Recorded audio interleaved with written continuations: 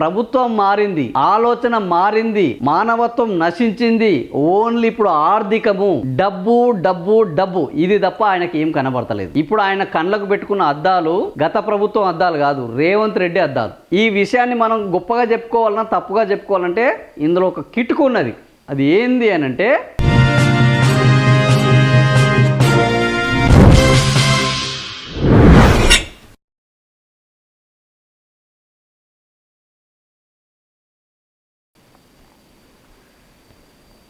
ఇది ఇంకా ఈయన లొల్లి చూడాలి. ఈయన బాధ ఏంటంటే పాపం ఈయన అప్పుడు కూడా ముఖ్యమంత్రి కేసీఆర్గా ఉన్నప్పుడు కూడా ఆర్థిక శాఖలో కీలకమైన అధికారిగా పనిచేశాడు. ఈయనే ఆర్థిక శాఖ ఆ రోజు నిర్వహించింది.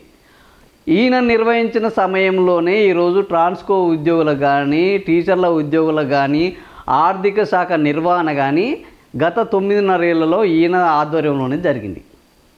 అప్పుడు మరి ఈయనకు చిన్న మెదడులో చిప్పు దొబ్బిందా, పెద్ద మెదడులో మెదడు దొబ్బిందా తెలియదు. కానీ ఈరోజు ఏమంటున్నాడు అంటే, స్వీపర్ జీతం 2 లక్షలు ఉన్నది, ఒక చీఫ్ ఇంజనీర్ జీతం 7 లక్షలు ఉన్నది.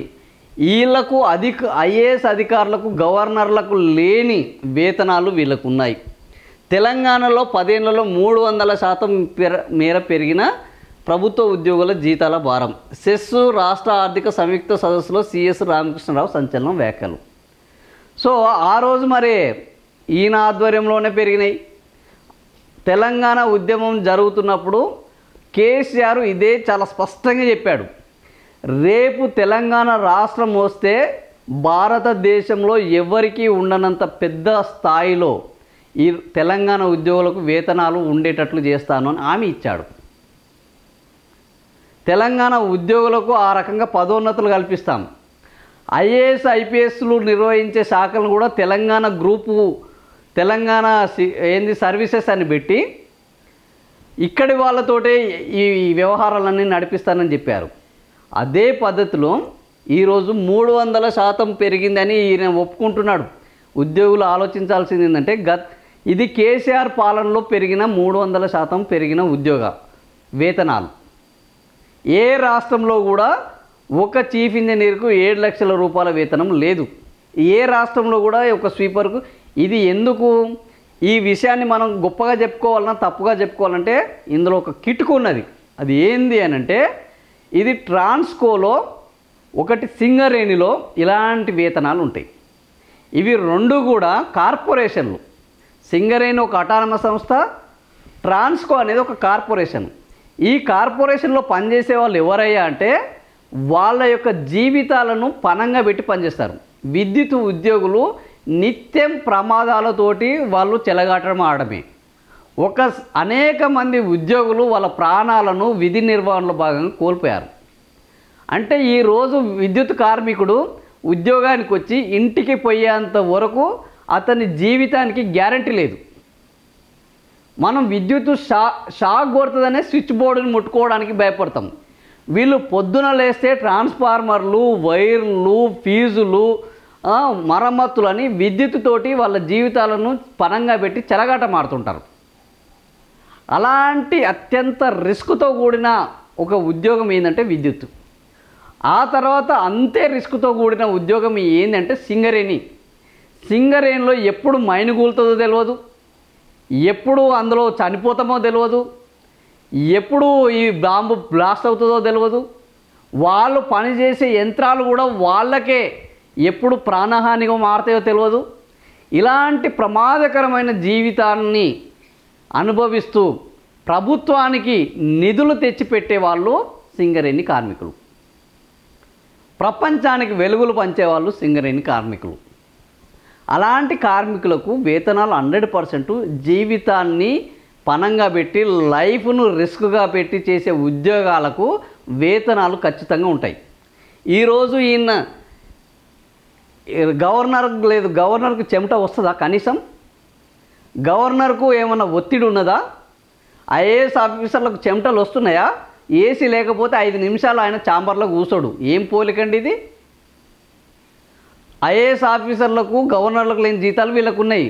వీళ్ళ జీవితాలు ఈరోజు సింగరేణి కార్మికుల్లో రిటైర్ అయిన వాళ్ళ జీవితాలు చూస్తే ఆ బొగ్గు కాలుష్యం లోపలికి పోయి వాళ్ళ ఊపిరితిత్తులు ఖరాబ్ అయ్యి వాళ్ళ యొక్క ఆర్గాన్స్ దెబ్బతిని చివరి దశలో వాళ్ళు నానా అనారోగ్యం పాలై వాళ్ళు మృతి చెందుతున్నారు. ఇవి మన కళ్ళకు కనిపిస్తాయా? కనిపించవు. ట్రాన్స్కో ఉద్యోగులు అనేక సార్లు షాకులు కొట్టి వాళ్ళకు న్యూరో ఇబ్బందులు ఏర్పడి చివరి దశలో అవసాన దశలో వాళ్ళు అనేక అవస్థలు పడుతూ వాళ్ళ జీవితాన్ని వెళ్ళదీస్తున్నారు. చరమాంకంలో వాళ్ళు జీవితాన్ని వదిలేస్తున్నారు.